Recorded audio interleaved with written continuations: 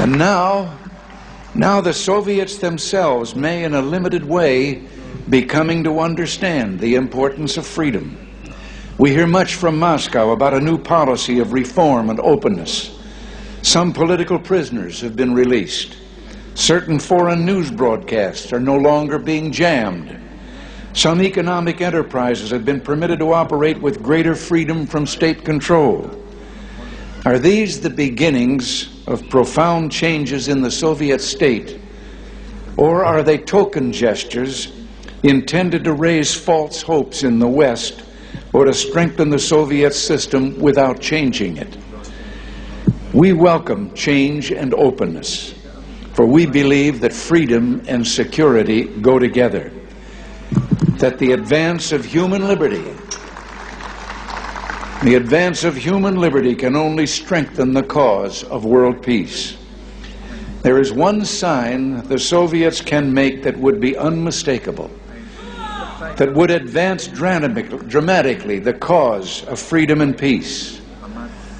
General Secretary Gorbachev, if you seek peace, if you seek prosperity for the Soviet Union and Eastern Europe, if you seek liberalization, come here to this gate.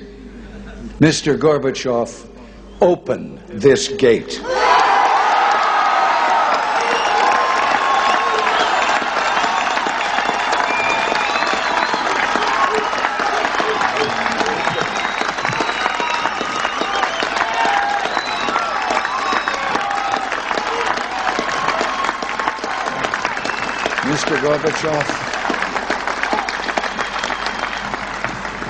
Mr. Gorbachev, tear down this wall.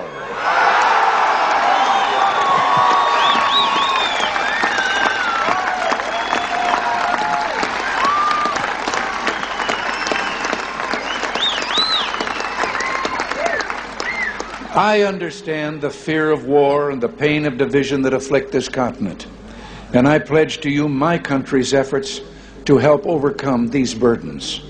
To be sure, we in the West must resist Soviet expansion.